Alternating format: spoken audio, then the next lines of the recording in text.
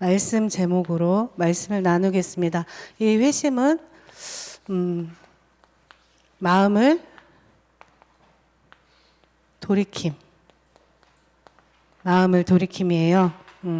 우리 오늘 아까 다 같이 사도행전 9장 10절, 15절 읽었는데 여기에 보면 이 말씀은 제가 말하는 바울의 회심을 얘기하는데 이 속에 아나니아라는 인물 이야기를 하신 거예요. 그래서 아나니아를 통해서 하나님께서 바울을 어떻게 사용하실지 말씀하신 내용입니다. 그래서 사도행전을 기록한 저자가 누구인지 알아요, 혹시? 누가 기록했죠? 누가? 누가 기록한지 알아?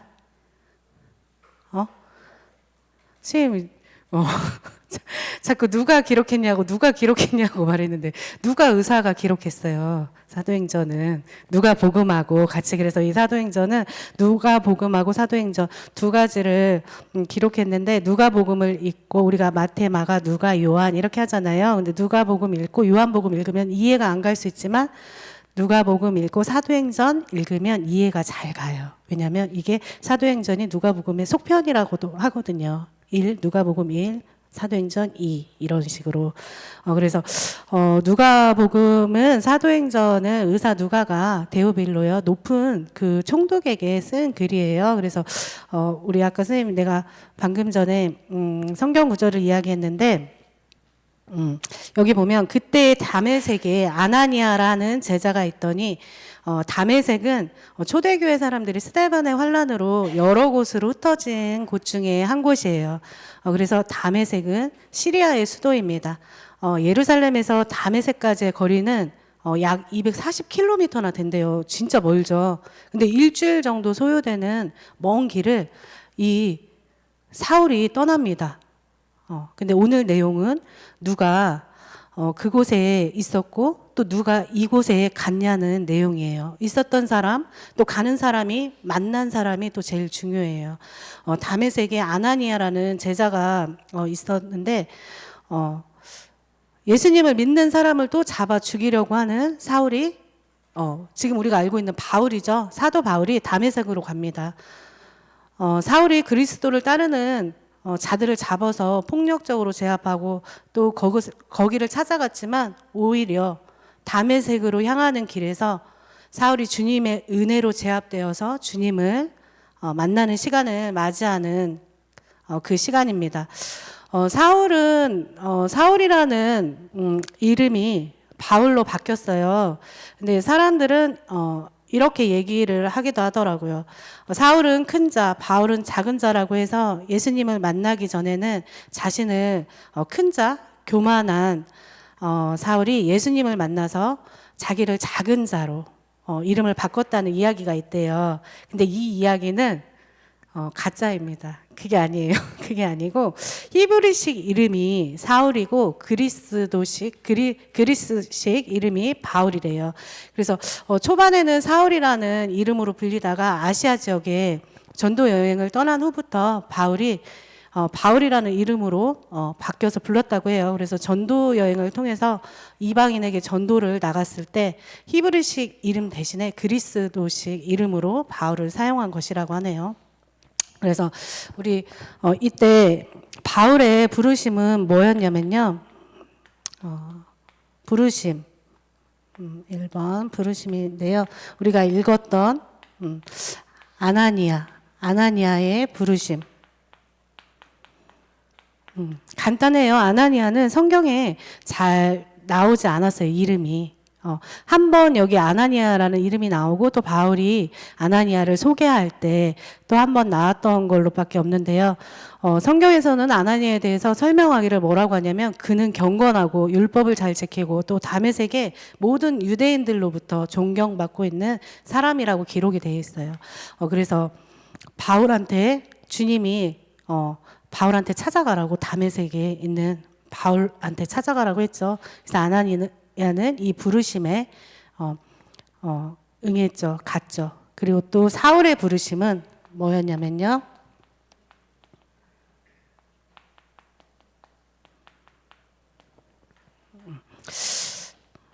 사울은 하나님을 잘 믿는 사람이었어요.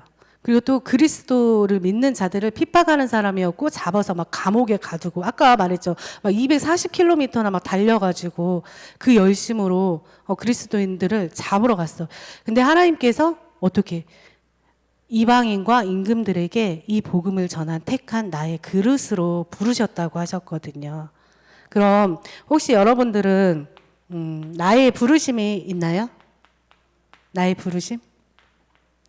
부르심을 한번 생각해 보세요. 엄마가 불러서, 아니면 엄마가 같이 와서 이곳에 와 있나요? 아니면 하나님을 그냥 믿는 가정에서 태어나서, 아니면 그냥 어쩌다 보니까 여기 와 있어. 그건 아니겠죠. 나의 부르심을 지금 오늘 말씀 들으면서 생각해 보면서 이따 선생님들이랑 같이 한번 포럼해 봤으면 좋겠어요.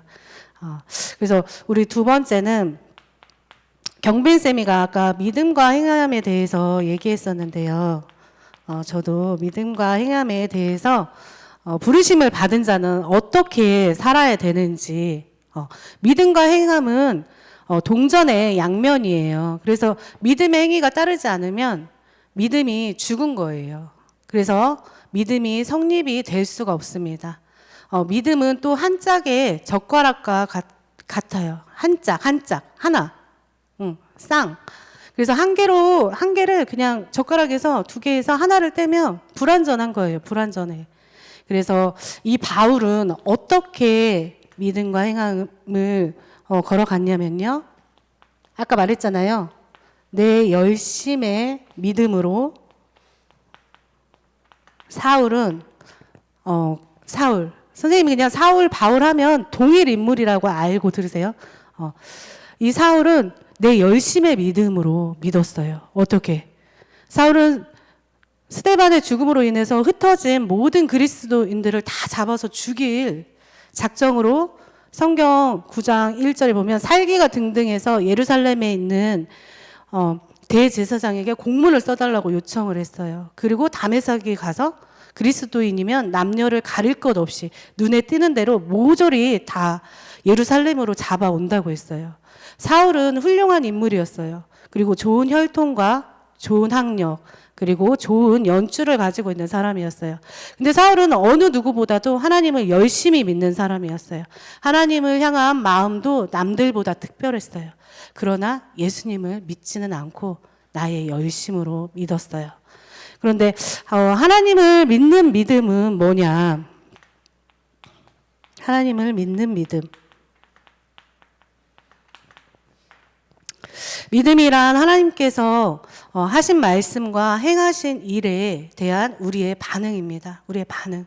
아까 믿음 없는 행함이 아닌 우리의 반응. 친밀하고 삶의 모든 것이 때론 힘들고 또 고통스럽고 언제나 하나님을 진실되게 알아가고 싶어하는 마음이에요. 그래서 바울은 하나님을 어느 누구보다 열심히 믿었지만 이 세상의 구원자로 오신 예수님을 믿는 자들을 지금 잡으러 다메섹으로 가고 있었어요. 이런 바울에게 다메섹에 가고 있는 도중에 눈이 부신 빛이 번쩍이고 그를 둘러쌌다고 성경에서는 말하고 있죠. 그때 땅에 엎드러졌어요. 우리는 주님을 만나면 땅에 엎드러질 수밖에 없어요. 나를 드러낼 수가 없다는 것입니다. 믿음은 내가 계획한 대로 또 짜여진 대본대로 고백되어지는 게 아니에요. 그래서 우리는 행함을 어떻게 보아야 하냐? 행함이란 하나님께서 하신 말씀과 행하신 일에 대한 우리의 올바른 반응이라고 했잖아요. 사울은 하나님을 만나고 다메섹으로 갈 때 눈이 보이지 않는 상태로 사흘 동안 먹지도 않고 마시지도 않고 주님의 일을 기다렸어요. 또 아나니아는 기도하고 있을 때 주님의 환상을 통해서 다소 사람 사울이 기도하고 있다는 이야기를 들었어요. 주님이 자신을 통해 사울에게 손을 얹으면 다시 보게 될 것이라고 일러두었다고 주님이 얘기해 줬죠. 이때 아나니아는 사울이 예루살렘에 있는 신도들에게 얼마나 끔찍한 일을 저질렀는지, 그리고 대제사장에게서 그리스도인들을 체포할 영장을 발급받았다고, 그런 내용들을 다 알고 있다고 주님께 말했죠. 그런데 주님은 뭐라고 말씀하셨냐? 가서 내가 시키는 대로 하라고 했어요. 가라고 하셨어요. 사울은 내 복음을 전할 이스라엘 민족뿐 아니라 다른 민족과 그 왕들에게 전파시키고자 내가 택한 그릇이라고 말씀하셨습니다. 사울이 나를 위해 얼마나 많은 고난을 받아야 할지 이것도 알려주라고 했어요. 이때 아나니아는 주님이 가라고 하셔서 안 가지 않고 바로 갔어요. 행함은 이런 것입니다. 주님이 말씀하시면 가면 됩니다. 멈추라 하면 멈추면 됩니다. 어려운 것이 아니에요. 우리 요나 이야기 알죠? 물고기 속에 들어간 요나처럼 가겠다고 했어요, 요나도. 근데 가겠다고 했다가 도망갔어요. 가겠다고 했다가 도망가면 안 돼요. 요나는 물고기 속에서 회개했고 하나님의 뜻대로 니느웨에 가서 회개하라고 외쳤습니다. 이것은 주님과 생명적인 관계 속에 있는 자는 들을 수 있고 행할 수 있어요. 이것은 어려운 것이 아닙니다. 주님의 성령이 내 안에 계시기 때문에 주님이 하신 말씀이 생각나고 기억나고 깨닫게 되는 것입니다. 우리를 진리 가운데로 인도하시는 말씀이시기 때문입니다. 내가 행하고도 듣지 않는 자가 되지 않아야 돼요. 야고보서 1장 22절에서 26절 말씀인데요. 제가 읽어드릴게요. 너희는 말씀을 행하는 자가 되고 듣기만 하여 자신을 속이는 자가 되지 말라. 누구든지 말씀을 듣고 행하지 아니하면 그는 거울로 자기의 생긴 얼굴을 보는 사람과 같아서 제 자신을 보고 가서 그 모습이 어떠했는지를 곧 잊어버리거니와 자유롭게 하는 율법을 들여다보고 있는 자는 듣고 잊어버리는 자가 아니요 실천하는 자니 이 사람은 그 행하는 일에 복을 받으리라. 아멘. 말씀을 거울 삼아 날마다 나의 더러워진 얼굴을 보고 얼굴을 닦으면 돼요. 더러워진 발을 날마다 씻김 받으러 가시길 바랍니다. 말씀이 내 안에 있으면 하나님 나라가 이미 이루어진 것임을 믿으시기 바랍니다. 율법은 우리를 얽매이는 것이 아닙니다. 자유롭게 하는 율법을 들여다보고 있는 자는 율법을 잊어버리지 않고 그 율법을 즐거워하며 주야로 묵상하는 자입니다. 그래서 우리 하나님이 원하시는 방향을 보겠습니다. 하나님은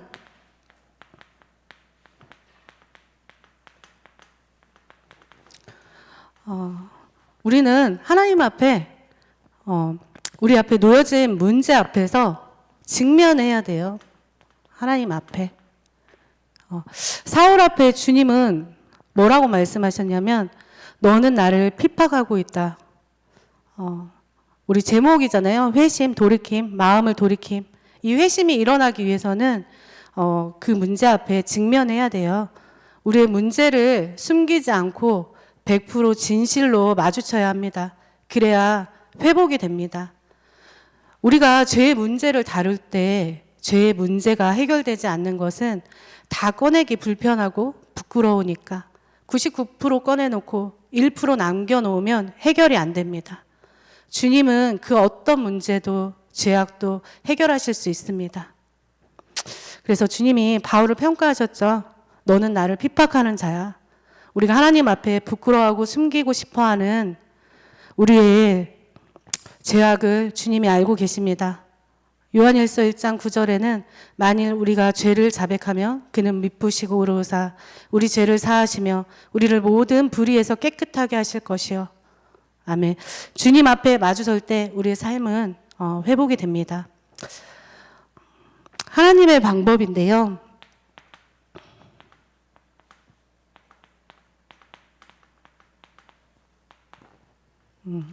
바울이 다메섹에 거의 갔었을 때 호련히 갑자기 주님을 만났다고 기록이 돼 있어요. 우리는 주님을 만나면 된다고 생각하잖아요. 다 됐다고. 근데 맞는 말이에요. 하지만 주님을 만나지 못한 사람은 주님을 만나야 돼요. 하지만 주님을 만난 사람은 주님이 이끄시는 대로 살아야 합니다. 바울이 다메섹에 갔을 때 주님을 만나서 다메섹으로 갔을 때는 주님이 이끄시는 대로 삶이 바뀌었어요. 주님은 바울에게 시내로 들어가서 주님의 명령을 기다리라고 했습니다. 주님을 만나면 좋은 길로 인도하신다는 걸 알아요. 근데 내 삶에 이익이 되는 게 좋은 길이 아닙니다. 내가 계획한 대로 되어지는 게 아닙니다. 하나님이 모든 상황을 설명해 주면서 다메섹에 가서 기다리라고 사울을 향한 계획을 다 말해주지 않았어요. 주님이 나타나셨을 때 사울은 땅바닥에 엎드러질 수밖에 없는 그런 상태였어요. 내 것을 말할 수가 없었어요. 사울은 눈이 보이지 않았어요. 눈이 먼 사울은 사람들의 손에 이끌려서 다메섹으로 들어가서 사흘 동안 맹인이 되어 아무것도 먹지도 마시지도 않고 지냈어요.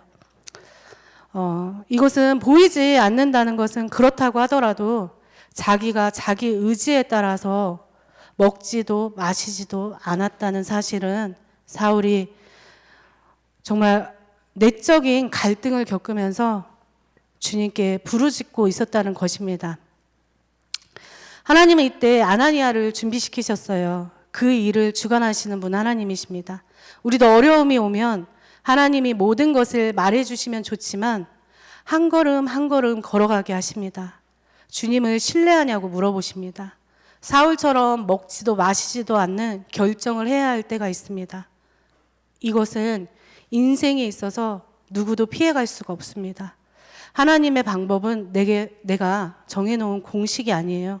내 삶에서 오늘도 지금도 일어나고 있습니다. 어떤 것들이 일어나고 있는지 생각해보는 시간을 가지셨으면 좋겠습니다. 결론입니다. 회심의 의미를 다시 한번 볼게요. 우리의 마음의 돌이킴. 바울은 예수님을 만난 후 자신의 신앙과 삶의 방향을 완전히 바꿨어요. 고린도전서 15장 9절에서 10절에 보면 나는 사도 중에 가장 작은 자라 나는 하나님의 교회를 박해하였으므로 사도라 칭함받기를 감당하지 못할 자니라. 그러나 내가 나 된 것은 하나님의 은혜로 된 것이니 내게 주신 그의 은혜가 헛되지 아니하여 내가 모든 사도보다 더 많이 수고하였으나 내가 한 것이 아니요 오직 나와 함께 하신 하나님의 은혜로다. 아멘. 바울의 회심은 단순한 신앙의 변화가 아니었고요. 그의 인생을 하나님의 뜻대로 살아가는 것이었어요. 내가 하나님을 통해 구원받았고 그리스도의 일에 쓰임받는 것이 하나님의 은혜입니다. 여러분은 하나님께서 아나니에게 환상으로 나타나셔서 예수 믿는 자들을 핍박하고 죽이려고 하는 사람에게 너 지금 가라고 하시면 가시겠습니까? 아니면 다메섹으로 예수님을 믿는 자들을 죽이러 가는 바울 앞에 호련히 나타나셔서 바울의 인생을 바꾸신 주님 앞에 사흘 동안 먹지도 마시지도 않던 바울처럼 엄청난 내적인 갈등을 겪는 어려움 속에 하나님께 질문하며 멈추실 수 있는 시간을 가질 수 있으시겠습니까? 이런 삶이 시작되지 않았다면 오늘 주님께 기도하는 시간을 가졌으면 좋겠습니다. 하나님께서 인도하시는 빚으시는 인생 되기를 원합니다. 바울이 사흘 동안 먹지도 마시지도 않았던 것처럼 에스더가 하만의 계략으로 사흘 동안 금식하며 기도했던 것처럼 요나가 니느웨에 가라는 명령을 어기고 배에서 던져져서 물고기 속에서 사흘 동안 기도했던 것처럼 예수님이 사흘 만에 살아나셨던 것처럼 죽음에서 생명으로 옮겨지는 시간이 있게 해주시옵소서. 하나님의 생명을 가진 자가 되게 해주세요. 이전에 받은 은혜로만 사는 게 아니라 고인물이 되는 게 아니라 생수가 넘쳐나는 날마다 새로운 은혜가 부어지는 하나님을 오늘도 만나게 해달라는 우리의 진심된 고백이 있기를 원합니다. 그래서 나의 계획이 중요한 게 아니에요. 우리는 나의 계획, 나의 생각이 중요하잖아요. 이걸 가지고 고백하기가 쉽고 이대로 되어지지 않으면 기도하게 되고 이게 되어지지 않으면 내 마음에 하나님의 계획이 맞냐고 하나님께 질문하기도 합니다. 하지만 이 사실은 내 계획이 중요한 게 아니고 하나님의 계획이 중요합니다. 네, 우리의 나의 자세입니다. 하나님이 재앙을 내리시려고 했지만 우리의 자세를 보시고 하나님은 그 계획을 돌이키셨어요. 나의 자세는 하나님 보시기에 좋지 않은 길에서 돌이켜야 돼요. 니느웨의 백성들이 회개했었을 때 하나님은 뜻을 돌이키시고 그 진노를 그치시고 그들이 행한 것, 곧 그 악한 길에서 돌이켜 떠난 것을 보시고 하나님이 뜻을 돌이키셨습니다. 그들에게 내리려고 말씀하신 재앙을 내리지 않으셨어요. 또 근데 요나가 니느웨를 멸망시키지 않는 하나님에게 화를 냈을 때 하나님께서는 어떤 마음으로 말씀하셨냐면 선악을 분별하지 못하는 사람이 12만 명이 넘고 수많은 가축도 있는 이 큰 니느웨의 성을 내가 불쌍히 여기는 것이 옳지 않느냐라고 말씀하셨어요. 요나는 박넝쿨을 위해 수고하지도 않았지만 만유의 하나님께서는 이 큰 성읍과 백성을 위해 수고하셨습니다. 그들은 하나님의 손으로 만드신 피조물이었습니다. 비록 니느웨가 악에 빠져 있다 해도 하나님의 마음은 여전히 그들이 회복되기를 바라십니다. 이 사랑이 우리를 회개의 자리로 이끄시는 것입니다. 요나서는 우리의 인생에서 하나님의 부르심에 버티는 일이 얼마나 무익한지 대해 경고하고 있습니다. 우리가 잘못을 행했을 때 올바른 회개와 단계를 알려주는 지침서 역할을 합니다. 하지만 하나님의 깊은 인내와 자비입니다. 하나님의 사람이 올바른 길로 행하지 않을 때 하나님이 원하시는 만큼 그들에게 하나님의 말씀으로 권면하고 우리는 경고해야 합니다. 그리고 나 자신은 하나님이 원하시는 마음을 볼 수 있어야 합니다. 재앙이 내려질 것을 말하라고 했는데 요나처럼 도망가지 말고 나중에 순종은 했지만 하나님의 심판이 또한 나의 몫이 되어서는 안 됩니다. 무늬만 갖춘 권면과 사랑이 되면 안 됩니다. 무늬만 갖춘 회개가 되면 안 됩니다. 본질을 상실한 수박 겉핥기식의 회개가 되면 안 됩니다.